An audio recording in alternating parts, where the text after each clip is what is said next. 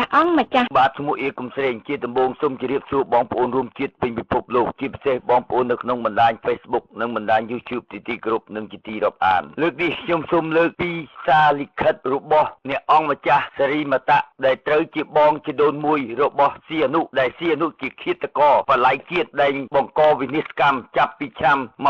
1970ដែលនាំយួនឲ្យចូលមកសម្រាប់ប្រជាជាតិខ្មែរឲ្យទៅសហការជាមួយនឹងយួនហើយទៅជាមួយនឹងចិនដើម្បីជួបនៅភាពវិនិច្ឆ័យកម្មខ្មែរយើងចាប់ផ្ដើមពីឆ្នាំ1970នឹងហើយគេហៅថាជាអឃាតករសម្រាប់ជាតិដូច្នេះខ្ញុំនឹងបង្ហាញបញ្ជាក់ទៅលើមជ្ឈដ្ឋានជាតិនិងអន្តរជាតិដោយអ្នកអង្គម្ចាស់សិរីមតៈបានផ្ញើសារលិខិតនៅថ្ងៃទី27សីហាឆ្នាំ1973ជាសង្គ្រាមអាកាសដែលធ្ងន់ធ្ងរទម្លាក់គ្រាប់បែកនៅលើស្រុកខ្មែរដោយពោពេញទៅដោយភាពមហន្តរាយនិងភាពវិនិច្ឆ័យកម្មនៅសម័យកាលនឹងដូច្នេះខ្ញុំនឹងចាក់បញ្ជូនដោយបកស្រាយទៅលើកញ្ញាមង្គលនីដាដែលដកស្រង់ចេញពីវិទ្យុខ្មែរប៉ុស្តិ៍បាទសូមបងប្អូនស្ដាប់ដូចតទៅស៊ីសុវត្ថិរិមតៈញ៉ាលិខិតចំហចំពោះសម្ដេចសីហនុនាថ្ងៃទី27ខែសីហាឆ្នាំ1973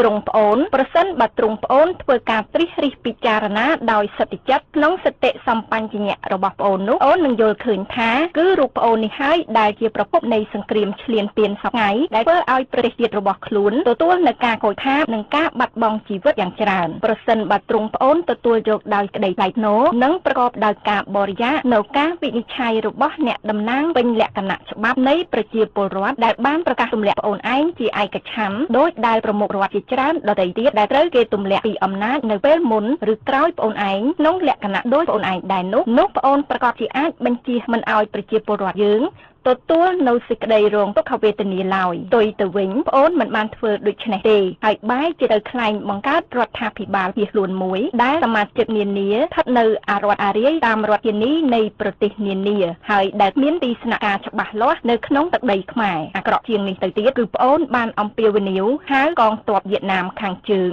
និងវៀតកុងដែលរងចាំតែសញ្ញាដើម្បីចូលមកឈ្លានពានយ៉ាងចំហប្រឆាំងនឹងប្រទេសខ្មែរដោយយកលេសថាការរាតត្បាតដោយស្ងាត់ងាមនឹងកាន់តែខ្លាំងឡើងបន្តិចម្ដងដែលពួកនេះបានចាប់ដើមធ្វើឡើងនៅប្រទេសខ្មែរតាំងពី5ឆ្នាំមកហើយនោះគឺជាការត្រឹមត្រូវដោយសំអាងថាអូនឯងនេះបានសុំឲ្យពួកវាមកធ្វើអន្តរាគមន៍ប្អូនអាចយល់បានថាប្រសិនបើនៅពេលនេះមិត្តវៀតណាមខាងជើងវៀតកុងរបស់អូនឯងបានបង្កើតរៀបចំនិងគ្រប់គ្រងពេញកម្លាំងចលនាខ្មែរក្រហមនៅក្នុងស្រុកខ្មែរនោះគឺប្រកាសជាមិនមែនធ្វើឡើងដើម្បីគាត់ចិត្តអូនឬក្នុងផលប្រយោជន៍របស់អូនឡើយពួកវាប៉ិនប្រសពណាស់ហើយជាមនុស្សប្រកបដោយគ្រោះថ្នាក់ផងដោយពួកវាមានទីដៅយ៉ាងវែងឆ្ងាយពោះទៅរកការធ្វើឲ្យប្រទេសយើងคล้ายទៅជារណបវៀតណាមខាងជើងលុះដល់ទីបំផុតទៅគឺប្អូននេះហើយដែលត្រូវចាញ់បោកវៀតណាមខាងជើងវៀតកុងហើយការដែលប្អូនយល់ច្រឡំយ៉ាងដូចនេះធ្វើឲ្យការសង្គ្រាមយ៉ាងសាហាវមួយដល់ប្រទេសអូនហើយដោយកំហុសរបស់ប្អូនឯងប្រទេសខ្មែរអាចនឹងត្រូវគេលុបចេញពីផែនទីសកលលោកផង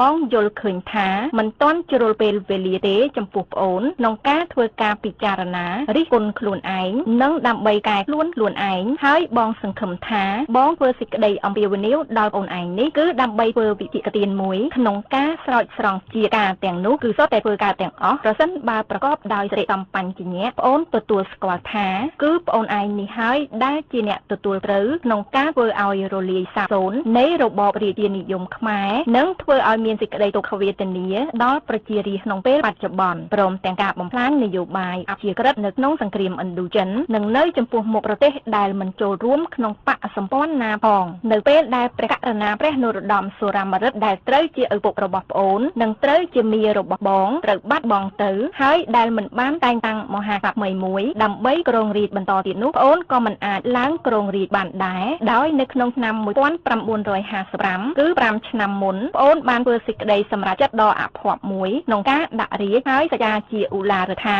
នឹងមិនឡើងកាន់អំណាចវិញឡើយស្របតាមមាត្រាទី30នៃរដ្ឋធម្មនុញ្ញឆ្នាំ1947ក្រមប្រកាសរាជសម្បត្តិត្រូវតែប្រជុំក្នុងរវាង3ថ្ងៃក្រោយព្រឹត្តិការណ៍ដែលធ្វើឲ្យរាជសម្បត្តិទំនេរដើម្បីចាត់តាំងព្រះមហាក្សត្រអង្គថ្មីព្រមទាំងរាជានុសិទ្ធបើព្រះមហាក្សត្រអង្គថ្មីស្ថិតនៅក្នុងអនិច្ចភាពនៅពេលនោះទ្រង់ប្អូននៅមានប្រជាប្រិយភាពនៅឡើយហើយប្រជារាស្ត្រក៏នៅស្រឡាញ់ប្អូនដែរប្អូនអាចឡើងគ្រងរាជសម្បត្តិបន្តពីឪពុកប្អូនបានយ៉ាង ស្រួលប្រសិនបើមាត្រាទី30ទួននៃរដ្ឋធម្មនុញ្ញដែលប្អូនបានធ្វើឲ្យគេអនុម័តយកតាមគោលគំនិតរបស់ប្អូនឯងនោះមិនបានហាមឃាត់ប្អូនទេក្នុងករណីនេះមាត្រាទី30ទួនបានចែងថាក្នុងករណីដែលកាលៈទេសៈពុំអាចឲ្យចាត់តាំងបាននៅព្រះមហាក្សត្រអង្គថ្មីក្រុមប្រការរាជសម្បត្តិក្នុងរយៈពេលវេលាដដែលដោយមានចែងក្នុងមាត្រាខាងលើត្រូវការចាត់តាំងក្រុមប្រការរាជានុសិទ្ធមួយដែលត្រូវបំពេញជាបណ្ដោះអាសន្ននៅព្រះរាជបុព្វសិទ្ធិក្នុងលក្ខខណ្ឌទាំងឡាយដូចមានកំណត់ក្នុងរដ្ឋធម្មនុញ្ញនេះប៉ុន្តែនៅពេលនោះយុវជនរាជសង្គមនិយមខ្មែរដែលជាអង្គការមួយក្នុងបណ្ដាអង្គការជាច្រើនទៀតដែលអូនបានបង្កើតឡើងនោះបានរៀបចំធ្វើបាតកម្មតាមបញ្ជារបស់អូនដើម្បីទាមទារឲ្យប្អូនឯងឡើងកាន់នាទីជាប្រមុខរដ្ឋដែលរដ្ឋធម្មនុញ្ញមិនបានព្រៀងទុកទាល់តែសោះដោយសំអាងលើលេសនេះប្អូនបានធ្វើសារមួយទៅកាន់ប្រជាជាតិសូមឲ្យស្ថាប័នទាំងឡាយនៃប្រទេសធ្វើការកែប្រែរដ្ឋធម្មនុញ្ញដោយបង្កើតមុខតំណែងប្រមុខរដ្ឋនៅសម័យនោះចំណងប្អូនគឺជាបញ្ជាសភាទាំងពីរក៏បានរួមប្រជុំដើម្បីអនុម័តមាត្រាបន្ថែមមួយក្នុងគោលបំណងបំពេញចិត្តប្អូនហើយជាបន្ទាប់មកគឺនៅថ្ងៃទី15ខែមិថុនាឆ្នាំ1960ក៏បានតែងតាំងប្អូនជាប្រមុខរដ្ឋដែលជាងារមួយដែលអូនបានកាន់កាប់ក្នុងរយៈពេលដ៏យូរនិងខុសច្បាប់ផងរហូតដល់ថ្ងៃដែលសភាទាំងពីរបានទម្លាក់អូនទៅនៅខែមិនិនាឆ្នាំ1970ចាប់ពីពេលនោះមកគេមើលឃើញយ៉ាងច្បាស់ទាំងអស់គ្នាថាក្នុងការប្រើអំណាចផ្ទាល់ខ្លួនដោយរំលោភអូនឯងបានសម្លាប់របបរាជានិយមខ្មែរដោយដៃអូនឯងផ្ទាល់បងត្រូវទទួលស្គាល់លក្ខណៈមួយដ៏ប្រសើររបស់អូនគឺប្អូនជាមនុស្សមានចរិតនឹងណល្អណាស់តែនឹងណក្នុងក្តីសាវាពួកមនុស្សដែលប្អូនឯងស្មានថាសប្តាហ៍ថ្ងៃនេះជាមិត្តភក្តិរបស់ប្អូនគឺពួកមនុស្សនោះហើយដែលធ្វើឲ្យអូនលាក់ខ្លួនធ្វើឲ្យប្រជារាស្ត្រអបគ្រប់គ្នាហេតុដូច្នេះហើយបានជានៅក្នុងវិចារណដ្ឋានមួយនៅក្នុងទស្សនាវដ្តីលើសង្គមខែកញ្ញាឆ្នាំ1966ប្អូនបានបរិហាថាពួកម៉ែក្រហមគឺសុទ្ធតែជាពួកបកជាតិគឺមិនមែនជាខ្មែរដែលបានដាក់ប្រទេសខ្លួនចាប់តាំងពីសម័យក្រោយតែព្រមព្រៀងក្រុងហ្សឺណែវឆ្នាំ1954មកឲ្យនៅក្រោមអាណានិគមនិយមសាធារណរដ្ឋប្រជាធិបតេយ្យវៀតណាមឆ្នាំជាបន្ទាប់មកអូនឯងបានចោទប្រកាន់របបគ្រប់គ្រងក្រុងប៉េកាំងជាសាធារណៈហើយសប្តាហ៍នេះក្រុងប៉េកាំងនេះឯងហើយដែលចិញ្ចឹមប្អូននៅពេលរំលាយសមាគមមិត្តភាពខ្មែរចិនប្អូនបានប្រកាសថារដ្ឋអធិបតេយ្យនៃសាធារណរដ្ឋប្រជាមានិតចិនជំទាស់មិនឲ្យរដ្ឋអធិបតេយ្យខ្មែរមានសិទ្ធិជាម្ចាស់នៃខ្លួនឯងនៅក្នុងសេចក្តីថ្លែងការណ៍មួយទៀតអូនបានបន្ថែមថាប្រជាជាតិខ្មែរមិនត្រូវតំណាងដោយពួកហ៊ូយុនខៀវសំផនហ៊ូនឹមហុកឆាយឡាដែលប្រទេសចិនបានទទួលស្គាល់ដោយរំលងលើក្បាលរដ្ឋាភិបាលនិងរដ្ឋម៉ែថាមានតែពួកនេះទេដែលជាតំណាងត្រឹមត្រូវរបស់ប្រជារាស្ត្រខ្មែរនៅក្នុងសារមួយតែតាមវិទ្យុជាតិនៅថ្ងៃទី5ខែតុលាឆ្នាំ1967ប្អូនបានបរិហាជាថ្មីដល់ពួកហ៊ូយុនខៀវសំផនចៅសេងហុកឆាយហ៊ូនឹមមានសេចក្តីថាពួកនេះតោងតែដឹងថាខ្ញុំសីហនុត្រៀមខ្លួនចាំតទល់ជាមួយនឹងពួកនេះជានិច្ចហើយខ្ញុំសីហនុនឹងប្រយុទ្ធដោយមានត្រាប្រណីរហូតដល់ចុងចប់គឺរហូតដល់បំផ្លាញពួកមិនមែនខ្មែរឲ្យទាល់តែអស់ទោះបីខ្ញុំសីហនុត្រូវគេបកស្បែកក៏ដោយនៅខែមករាឆ្នាំ1968ក្នុងឱកាសសន្និសីទព័ត៌មានមួយប្អូនបានបរិហាចំពោះអំពើវិធានសនារបស់ចិនក្រហមដោយប្រកាសថាពួកម៉ែក្រហមបានសម្រេចថាធ្វើឲ្យមានសន្តិភាពនៅស្រុកខ្មែរដែលប្រជារាស្ត្របានក្រេបជញ្ជក់អស់រយៈពេលច្រើនឆ្នាំមកហើយពួកនេះបានទទួលគ្រឿងសារអាវុធគ្រាប់រំសេវណាំពេទ្យនិងសៀវភៅឃោសនាបោះពុំនៅប្រទេសចិនហើយដែលមានបដិរូបលោកប្រធានម៉ៅសេទុងតាមព្រំប្រទល់ដែនខ្មែរថៃទ្រង់ប្អូនបងអាចបន្ថែមនូវសេចក្តីដកស្រង់បែបនេះបានជាច្រើនថែមទៀតបាត់អីចាប់ពីឆ្នាំ1966ដល់ឆ្នាំ1969សេចក្តីថ្លែងការណ៍របស់អូនទាំងប៉ុន្មានត្រូវបានចងក្រងទុកនៅក្រសួងឃោសនាការទាំងអស់ជាការពិតណាស់ដើម្បីធ្វើឲ្យមានតុល្យភាពប្អូនបានធ្វើការរិះគន់តេះឌីល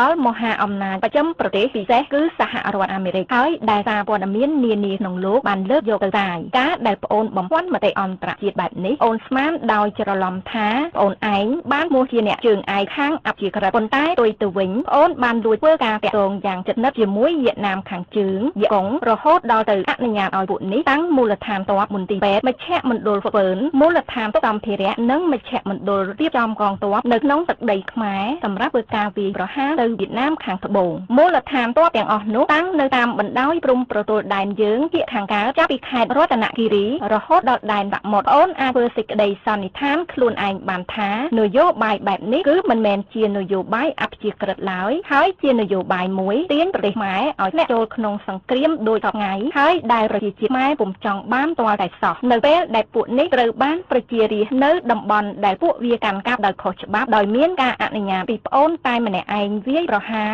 ហើយនៅពេលដែលរដ្ឋាភិបាលពេញលក្ខណៈច្បាប់របស់ម៉ែធ្វើការបរិហារពួកយួនខាងជើងយៈកុងមានធ្វើអ្វីក្រៅតែពីចាប់ផ្ដើមប្រព្រឹត្តអំពើឈ្លានពានដោយចេញមុខនិងយ៉ាងបច្ចៈតាមពាក្យសុំរបស់អូនដែលអូនបានធ្វើនៅក្រុងគួងតុងកាលពីខែមីនាឆ្នាំ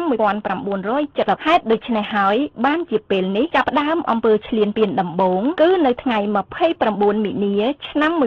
1970យើងបានស្គាល់ច្បាស់នៅកងឯកភាពវៀតណាមខាងជើងយៈកុងនៅក្នុងទឹកដីយើងមានដូចតទៅកងពលធំលេខ1កងវរៈសេនាធំលេខ 101D មានគ្នា 2000 នាក់តាំងនៅអង្គរបុរីក្នុងខេត្តតាកែវកងពលធំលេខ5កងវរៈសេនាធំលេខ 17405 និងលេខ 275មានគ្នាទាំងអស់ចំនួន 5000 នាក់តាំងនៅស្នួលក្នុងខេត្តក្រចេះកងពលធំលេខ7កងវរៈសេនាធំលេខ 141 165និងលេខ 204មានគ្នា 6200 នាក់តាំងនៅមេមត់ក្នុងខេត្តកំពង់ចាមកងពលធំលេខ9កងវរៈសេនាធំលេខ 95C 271និង272មានគ្នា 6000 នាក់តាំងនៅជោគក្នុងខេត្តកំពង់ចាមរណសេ B3 កងវរៈសេនាធំលេខ 24 28 46 95និងលេខ0មានគ្នាទាំងអស់ 18000 នាក់តាំងនៅខេត្តរតនគិរីបកែវបន្ថែមប៉ុស្តិ៍បញ្ជាការនិងសេនាការមានគ្នា 12000 នាក់ក្រុមបញ្ជូនភស្តុភារមានគ្នា 23000 នាក់បូករួមទាំងអស់ទៅកងទ័ពវៀតណាមខាងជើងនិងយៈកុងដែលតាំងនៅតាមបណ្ដោយព្រំប្រទល់ដែនខ្មែរមានគ្នាទាំងអស់ 65000 នាក់ត្រង់ប្អូនមកដល់ឥឡូវនេះសង្គ្រាមឈ្លានពានមានរយៈពេល74ឆ្នាំហើយធ្វើឲ្យប្រជារាស្ត្រខ្មែរស្លាប់រងទុក្ខវេទនានិងវិនាសកម្មយ៉ាងច្រើនរកទីបំផុតមានឯសាធារណរដ្ឋខ្មែរវិញមានគ្រឹះមាំទាំដោយមានស្ថាប័ននានាត្រឹមត្រូវតាមច្បាប់ទម្លាប់ទាំងអស់ដូច្នេះបងសូមរំលឹកដល់អូននៅពេលនេះដោយបងដកស្រង់នៅពាក្យសម្ដីរបស់អូនខ្លះដែលតែនៅក្នុងទស្សនាវដ្តីលើសង្គមនៅខែកក្កដាឆ្នាំ1966មានដូចតទៅនេះរាជបល្ល័ង្កសុខទេតំណែងទៅឲ្យសាធារណរដ្ឋដោយស្មោះស្ម័គ្រប្រសិនបើឆន្ទៈនៃប្រជាពលរដ្ឋប្រុសស្រីភាគច្រើនចង់បានសាធារណរដ្ឋនេះហើយរាជបល្ល័ង្កស្នើដល់ប្រជារាស្ត្រអ្នកសាធារណរដ្ឋនិយមឲ្យធ្វើពលិកម្មគ្រប់បែបយ៉ាងដើម្បីជៀសវាងនៅការបង្ហូរឈាមខ្មែរក្នុងការដណ្ដើមយកសាធារណរដ្ឋរបបរាជានិយមគ្មានបំណងនឹងក្រាញនៅក្នុងអំណាចឡើយប្រសិនបើរបបនេះត្រូវបានប្រជារាស្ត្រលែងទុកចិត្តត្រង់ប្អូនឥឡូវសង្គ្រាមឈ្លានពានបានធ្វើឲ្យឈាមខ្មែរអស់ច្រើនណាស់ហើយប្រជារាស្ត្រខ្មែរភាគច្រើនដាច់ខាតបានសម្ដែងឆន្ទៈតាំងពីខែមីនាឆ្នាំ1970មកថាចង់បានរបបសាធារណរដ្ឋនិយមបងសូមអំពាវនាវចំពោះអូនឲ្យជួយប្រជារាស្ត្រខ្មែរបញ្ចប់សង្គ្រាមនេះផងបិទអីកម្លាំងនៃការប្រយុទ្ធនេះបានផុសជាលំដាប់នៅវៀតណាមខាងត្បូងនិងនៅលាវហើយនេះជាប្រណូលនៃការដោះស្រាយបញ្ហាដោយសន្តិវិធីនៅពេលនេះទៀតបងសូមឲ្យប្អូនប្រកាន់យកនៅគំនិតសមហេតុសមផលនិងសមរម្យផងហើយប្អូនខ្លួនឯងអាចដឹងជាងគេទាំងអស់ថាគឺប្អូនពិតជាមិនមែនជាមេដឹកនាំនៃរបស់ដែលគេហៅថាការតស៊ូរបស់ប្រជាជាតិនោះឡើយបិទអីការតស៊ូដែលប្អូនស្មានដែលខុសនោះគឺគ្មានអ្វីក្រៅពីអំពើឈ្លានពានរបស់កងទ័ពវៀតណាមខាងជើងយៈកុងដោយមានការគុកខិតពីពួកម៉ែក្រហមប្រហែលជា 20000 នាក់ហើយពួកម៉ែក្រហមនេះជាតោតក៏មិនមែនជាមនុស្សរបស់អូនទៅទៀតម្យ៉ាងទៀតជាការមួយជាក់ស្ដែងដែលពុំអាចប្រកែកបានគឺប្អូនបានពឹងផ្អែកទាំងស្រុងទៅលើចិននិងយួនខាងជើងដើម្បីសុំលុយយកមកចំណាយផ្ទាល់ខ្លួននិងសម្រាប់របស់ដែលប្អូនហៅថារដ្ឋាភិបាលរបស់ប្អូននោះការនេះពុំអាចធ្វើឲ្យប្អូនមានអព្យាក្រឹតជាដាច់ខាតហើយបើមានពួកនេះទេអូនពុំអាចមានប្រកាសក្នុងការធ្វើដំណើររបស់ប្អូននិងសមាជិករដ្ឋាភិបាលប្អូនដែលភាគច្រើនរស់ជាអចិន្ត្រៃយ៍នៅក្រុងប៉ារីសនៅអាហ្វ្រិកឬនៅក្រុងប៉េកាំងដោយគ្មានក្តីសង្ឃឹមថាខ្លួនអាចវិលត្រឡប់មកជន់ដីខ្មែរវិញបានឡើយត្រង់ប្អូនត្រូវប្អូនធ្វើខ្លួនឲ្យបានជាស្ដេចអ្នកជាមួយរូបនឹងគេឡើងជាទីបញ្ចប់អូនត្រូវតែទទួលស្គាល់នៅបរាជ័យរបស់ប្អូនហើយប្អូនត្រូវតែបោះបង់ការរស់នៅជាកញ្ចេះបរទេសដែលមានគោលបំណងអ្វីក្រៅពីការឆ្លៀតប្រវ័ញ្ចលើគំនិតរងទឹករបស់ប្អូនដើម្បីបម្រើប្រយោជន៍ទាល់ខ្លួនរបស់គេតែប៉ុណ្ណោះប្រសិនបើប្អូនព្រមធ្វើយ៉ាងនេះនោះប្អូនបានបង្ហាញឲ្យពិភពលោក លោកទាំងមូលឃើញនៅគំនិតស្រឡាញ់ជាតិដ៏បរិសុទ្ធរបស់ប្អូនដោយប្អូនសុខចិត្តលះបង់នៅតណ្ហាផ្ទាល់ខ្លួនចោលដោយដែលប្អូនធ្លាប់បានប្រកាសឲ្យគេឯងដឹងឮច្រើនលើកច្រើនគ្រាមកហើយប្អូនតោងដឹងថាគ្រួសាររបស់ប្អូនទាំងអស់នៅភ្នំពេញរងចាំនៅកាយវិការដ៏ប្រសើរនេះពីប្អូនហត្ថលេខាព្រះអង្គម្ចាស់ទីសុវត្ថិសិរីមតៈខ្ញុំសូមជម្រាបបងប្អូនឲ្យច្បាស់លាស់តើអ្នកណាអ្នកបង្កើតបង្កសង្គ្រាមនឹងឡើងគឺដោយសារអាស៊ីអនុនឹងហើយទៅហើយបំរើយួនសម្រាប់ហើយដែលវិធីសាស្ត្រវាហ្នឹងវាស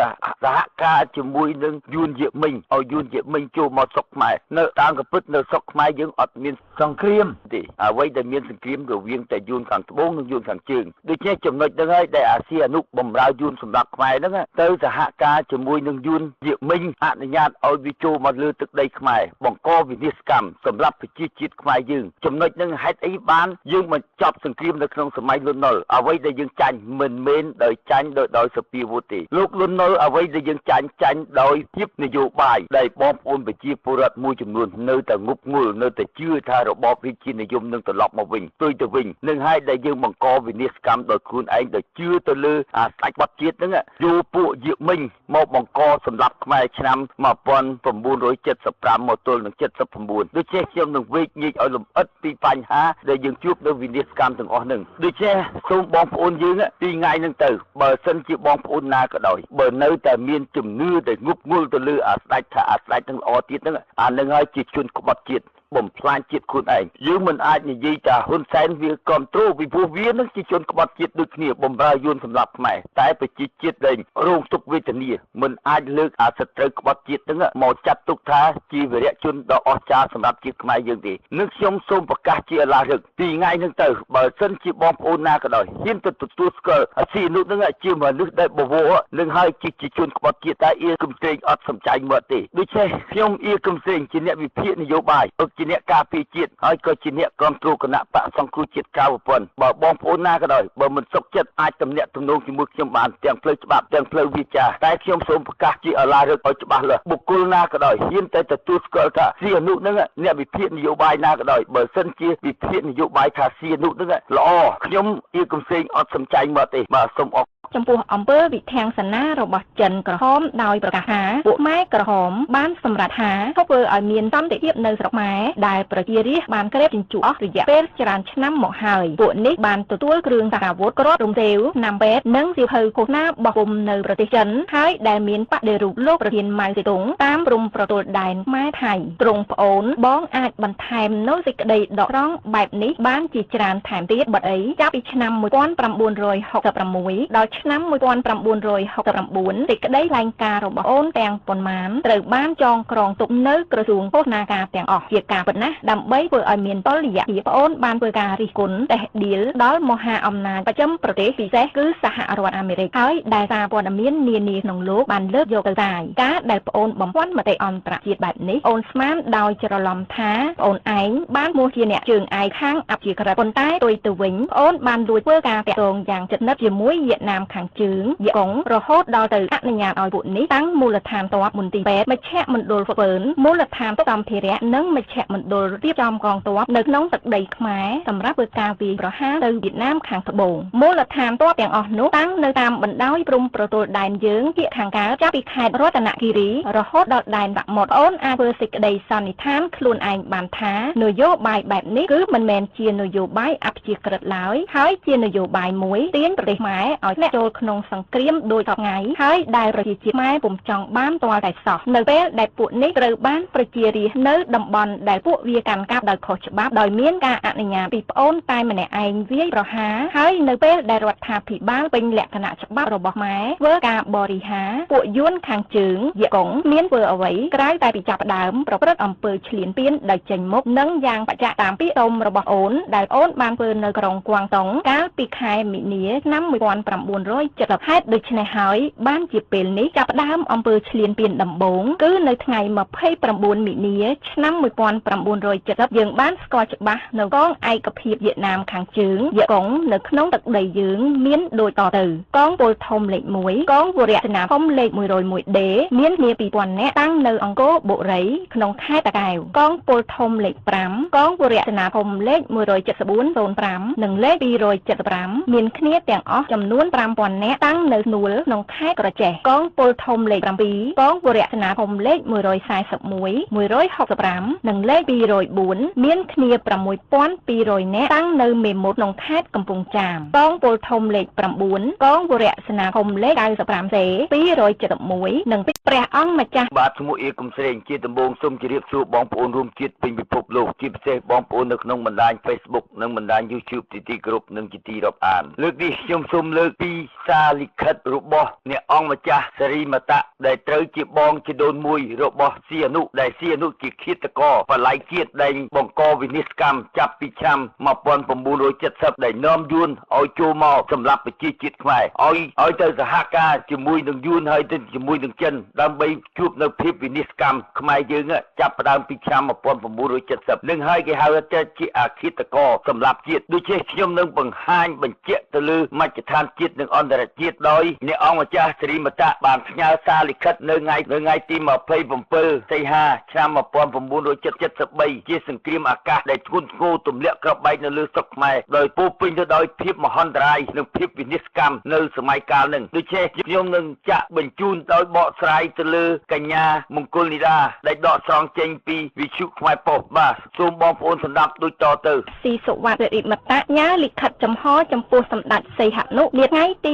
27ខែសីហាឆ្នាំ1973ទ្រង់ប្អូនប្រសិនបើទ្រង់ប្អូនធ្វើការត្រិះរិះពិចារណាដោយសតិចិត្តក្នុងសតិសម្បញ្ញៈរបស់ប្អូននោះអូននឹងយល់ឃើញថាគឺរូបប្អូននេះហើយដែលជាប្រភពនៃសង្គ្រាមឈ្លានពានសប្តាហ៍ដែលធ្វើឲ្យប្រទេសជាតិរបស់ខ្លួនទទួលនឹងការខូចខាតនិងការបាត់បង់ជីវិតយ៉ាងច្រើនប្រសិនបើទ្រង់ប្អូនទទួលយកដោយក្តីថ្លៃថ្នូរនិងប្រកបដោយការបរិយានៅការវិនិច្ឆ័យរបស់អ្នកតំណាងពេញលក្ខណៈច្បាប់នៃប្រជាពលរដ្ឋដែលបានប្រកាសទម្លាក់ប្អូនឯងជាឯកច្ឆន្ទដោយដែលប្រមុខរដ្ឋជាច្រើនដទៃទៀតដែលត្រូវគេទម្លាក់ពីអំណាចនៅពេលមុនឬក្រោយប្អូនឯងក្នុងលក្ខណៈដោយប្អូនឯងដែរនោះប្អូនប្រកាសជាអាចបញ្ជាមិនឲ្យប្រជាពលរដ្ឋយើងទទួលនៅសេចក្តីរងទុក្ខវេទនាឡើយផ្ទុយទៅវិញប្អូនមិនបានធ្វើដូច្នេះទេហើយបែរជាទៅខ្លែងបង្កើតរដ្ឋាភិបាលភៀសខ្លួនមួយដែលសមាជិកនានាស្ថិតនៅអារដ្ឋអារាយតាមរដ្ឋធានីនៃប្រទេសនានាហើយដែលមានទីស្នាក់ការច្បាស់លាស់នៅក្នុងទឹកដីខ្មែរអាក្រក់ជាងនេះទៅទៀតគឺប្អូនបានអំពាវនាវ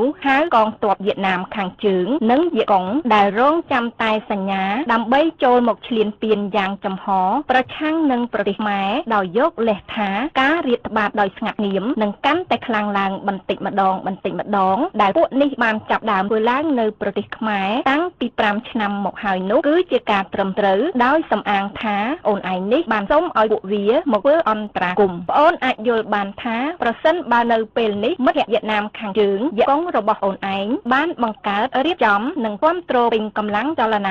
272មានគ្នា 6000 នាក់តាំងនៅជោគក្នុងខេត្តកំពង់ចាមរណសេ B3 កងវរៈណាភូមិលេខ24 28 46 95និងលេខ0មានគ្នាទាំងអស់ 1800 នាក់តាំងនៅខេត្តរតនគិរីបកែវបន្ថែមប៉ុស្តិ៍បញ្ជាការនិងសេនាការមានគ្នា 12000 នាក់ក្រុមបញ្ជូនភស្តុភារមានគ្នា 23000 នាក់បូករួមទាំងអស់ទៅកងទ័ពវៀតណាមខាងជើងនិងវៀតកុងដែលតាំងនៅតាមបណ្ដោយព្រំប្រទល់ដែនខ្មែរមានគ្នាទាំងអស់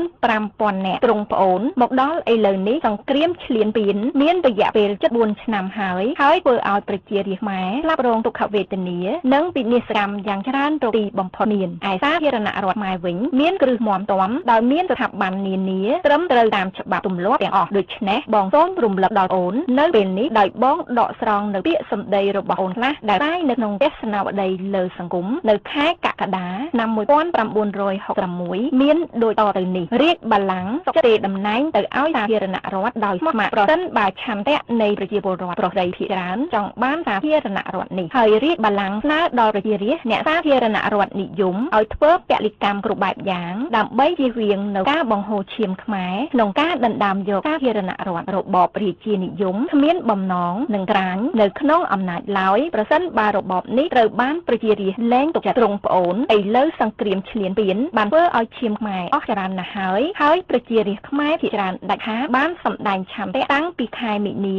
ឆ្នាំ1970មកថាចង់បានរបបសាធារណរដ្ឋនិយមបងសូមអំពាវនាវចំពោះអូនឲ្យជួយប្រជារាស្ត្រខ្មែរបញ្ចប់សង្គ្រាមនេះផងត្បិតអីកម្លាំងនៃការប្រយុទ្ធនេះបានផុសជាលំដាប់នៅវៀតណាមខាងត្បូងនិងនៅលាវហើយនេះជាប្រណូលនៃការដោះស្រាយបញ្ហាដោយសន្តិវិធីនៅពេលនេះទៀតបងសូមឲ្យប្អូនប្រកាន់យកនៅគំនិតសមហេតុសមផលនិងសមរម្យផងហើយប្អូនខ្លួនឯងអាចដឹងជាងគេទាំងអស់ថាគឺប្អូនពិតជាមិនមែនជាមេដឹកនាំនៃរបស់ដែលគេហៅថាការតស៊ូរបស់ប្រជាជាតិនោះឡើយត្បិតអីការតស៊ូដែលប្អូនស្មានដែលខុសនោះគឺគ្មានអ្វីក្រៅពីអំពើឈ្លានពានរបស់កងទ័ពវៀតណាមខាងជើងវៀតកុងដោយមានការគុកខិតពីពួកខ្មែរក្រហមប្រហែលជា20000នាក់ហើយពួកខ្មែរក្រហមនេះជាតោតក៏មិនមែនជាមនុស្សរបស់អូនទៅទៀតម្យ៉ាងទៀតជាការមួយជាក់ស្ដែងដែលពុំអាចប្រកែកបានគឺប្អូនបានពឹងផ្អែកទាំងស្រុងទៅលើចិននិងយួនខាងជើងដើម្បីសុំលុយយកមកចំណាយផ្ទាល់ខ្លួននិងសម្រាប់របស់ដែលប្អូនហៅថារដ្ឋាភិបាល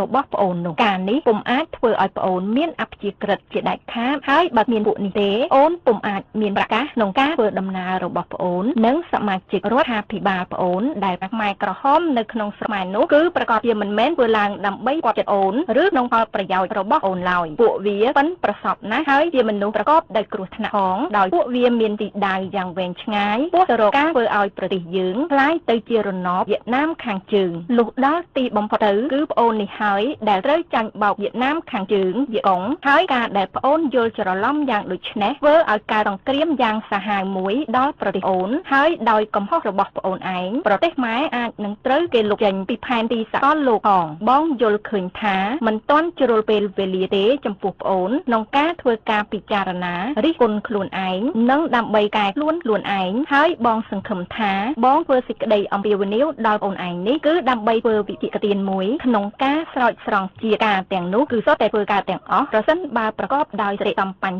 ញៈប្អូនទទួលស្គាល់ថាគឺប្អូនឯងនេះហើយដែលជាអ្នកទទួលត្រូវក្នុងការធ្វើឲ្យរលាយសាបសូន្យនៃរបបរាជានិយមខ្មែរនិងធ្វើឲ្យមានសេចក្តីទុក្ខវេទនាដល់ប្រជារាស្ត្រក្នុងពេលបច្ចុប្បន្នព្រមទាំងការបំផ្លាញនយោបាយអព្យាក្រឹតនៅក្នុងសង្គ្រាមឥណ្ឌូចិននិងនៅចំពោះមុខប្រទេសដែលមិនចូលរួមក្នុងបកសម្ព័ន្ធណាផងនៅពេលដែលព្រះករុណាព្រះនរោត្តមសុរាម្រិតដែលត្រូវជាឪពុករបស់ប្អូននិងត្រូវជាមារបស់បងត្រូវបាត់បង់ទៅហើយដែលមិនបានតែងតាំងមហាក្សត្រថ្មីមួយដើម្បីគ្រងរាជ្យបន្តទៀតនោះប្អូនក៏មិនអាចឡើងគ្រងរាជ្យបានដែរដោយនៅក្នុងឆ្នាំ1955គឺ5ឆ្នាំមុនប្អូនបានធ្វើសេចក្តីសម្រេចចិត្តដ៏អភ័ព្វមួយក្នុងការដាក់រាជ្យហើយសច្ចាជាឧឡារិកថានឹងមិនឡើងកាន់អំណាចវិញឡើយស្របតាមមាត្រាទី30នៃរដ្ឋធម្មនុញ្ញឆ្នាំ1947ក្រមប្រកាសរាជសម្បត្តិត្រូវតែប្រជុំក្នុងរវាង3ថ្ងៃក្រោយព្រឹត្តិការណ៍ដែលធ្វើឲ្យរាជសម្បត្តិទំនេរដើម្បីចាត់តាំងព្រះមហាក្សត្រអង្គថ្មីព្រមទាំងរាជានុសិទ្ធបើព្រះមហាក្សត្រអង្គថ្មីស្ថិតនៅក្នុងអនិច្ចភាពនៅពេលនោះទ្រង់ប្អូននៅមានប្រជាប្រិយភាពនៅឡើយហើយប្រជារាស្ត្រក៏នៅស្រឡាញ់ប្អូនដែរប្អូនអាចឡើងគ្រងរាជសម្បត្តិបន្តពីឪពុកប្អូនបានយ៉ាងស្រួលប្រសិនបើមាត្រាទី30នៃរដ្ឋធម្មនុញ្ញដែលប្អូនបានធ្វើឲ្យគេអនុម័តយកតាមគោលគំនិតរបស់ប្អូនឯងនោះមិនបានហាមឃាត់ប្អូនទេក្នុងករណីនេះមាត្រាទី30បានចែងថាក្នុងករណីដែលកាលៈទេសៈពុំអាចឲ្យចាត់តាំងបាននៅព្រះមហាក្សត្រអង្គថ្មីក្រមប្រកាសរាជសម្បត្តិក្នុងរយៈពេលវេលាដដែលដោយមានចែងក្នុងមាត្រាខាងលើត្រូវការចាត់តាំងក្រមប្រកាសរាជានុសិទ្ធមួយដែលត្រូវបំពេញជាបណ្ដោះអាសន្ននៅព្រះរាជបុព្វសិទ្ធិក្នុងលក្ខខណ្ឌទាំងឡាយដូចមានកំណត់ក្នុងរដ្ឋធម្មនុញ្ញនេះប៉ុន្តែនៅពេលនោះយុវជនរាជសង្គមនិយមខ្មែរដែលជាអង្គការមួយក្នុងបណ្ដាអង្គការជាច្រើនទៀតដែលអូនបានបង្កើតឡើងនោះបានរៀបចំធ្វើបាតកម្មតាមបញ្ជារបស់អូនដើម្បីទាមទារឲ្យប្អូនឯងឡើងកាន់នាទីជាប្រមុខរដ្ឋដែលរដ្ឋធម្មនុញ្ញមិនបានព្រៀងទុកទាល់តែសោះដោយសំអាងលើលេសនេះប្អូនបានធ្វើសារមួយទៅកាន់ប្រជាជាតិសូមឲ្យស្ថាប័នទាំងឡាយនៃប្រទេសធ្វើការកែប្រែរដ្ឋធម្មនុញ្ញដោយបង្កើតមុខតំណែងប្រមុខរដ្ឋនៅសម័យនោះចំណងប្អូនគឺជាបញ្ជាសភាទាំងពីរក៏បានរួមប្រជុំដើម្បីអនុម័តមាត្រាបន្ថែមមួយក្នុងគោលបំណងបំពេញចិត្តប្អូនហើយជាបន្ទាប់មកគឺនៅថ្ងៃទី15ខែមិថុនាឆ្នាំ1960ក៏បានតែងតាំងប្អូនជាប្រមុខរដ្ឋដែលជាងារមួយដែលអូនបានកាន់កាប់ក្នុងរយៈពេលដ៏យូរនិងខុសច្បាប់ផងរហូតដល់ថ្ងៃដែលសភាទាំងពីរបានទម្លាក់អូនទៅនៅខែមិនិនាឆ្នាំ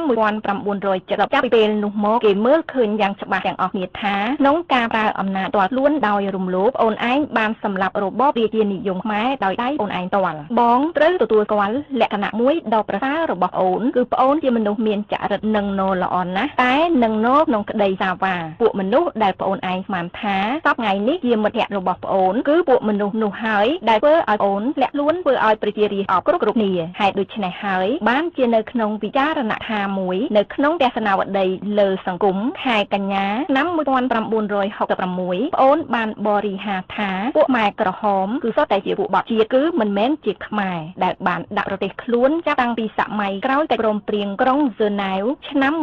1954មកឲ្យនៅក្រោមអាណានិគមនិយមសាធារណរដ្ឋប្រជាធិបតេយ្យវៀតណាមឆ្នាំជាបន្ទាប់មកអូនឯងបានចោទប្រកាន់របបគ្រប់គ្រងក្រុងប៉េកាំងជាសាធារណៈហើយសប្តាហ៍នេះក្រុងប៉េកាំងនេះឯងហើយដែលចិញ្ចឹមប្អូននៅពេលរំលាយសមាគមមិត្តភាពខ្មែរចិនប្អូនបានប្រកាសថារដ្ឋអធិបតេយ្យនៃសាធារណរដ្ឋប្រជាមានិតចិនជំទាស់មិនឲ្យរដ្ឋអធិបតេយ្យខ្មែរមានសិទ្ធិជាម្ចាស់នៃខ្លួនឯងនៅក្នុងសេចក្តីថ្លែងការណ៍មួយទៀតអូនបានបន្ថែមថាប្រជាជាតិខ្មែរមិនត្រូវតំណាងដោយពួកហ៊ូយុនធាវសំផនហ៊ូនឹមពុកឆាយឡាដែលប្រទេសចិនបានទទួលស្គាល់ដោយរំលងលើក្បាលរដ្ឋាភិបាលនិងរដ្ឋម៉ែថាមានតែពួកនេះទេដែលជាតំណាងត្រឹមត្រូវរបស់ប្រជារាស្ត្រខ្មែរនៅក្នុងសារមួយតែតាមវិទ្យុជាតិនៅថ្ងៃទី5ខែតុលាឆ្នាំ1967ប្អូនបានបរិហាជាថ្មីដល់ពួកហ៊ូយុនធាវសំផនចៅសេងពុកឆាយហ៊ូនឹមមានសេចក្តីថាពួកនេះតោងតែដឹងថាខ្ញុំសីហនុត្រៀមខ្លួនចាំតទល់ជាមួយនឹងពួកនេះជានិច្ចហើយខ្ញុំសីហនុនឹងប្រយុទ្ធដោយមានត្រាប្រណីរហូតដល់ចុងចប់គឺរហូតដល់បំផ្លាញពួកមិនមែនខ្មែរឲ្យទាល់តែអស់ទោះបីខ្ញុំសីហនុត្រូវគេបកស្បែកក៏ដោយនៅខែមករាឆ្នាំ1968ក្នុងឱកាសសន្និសីទព័ត៌មានមួយប្អូនបានបរិហា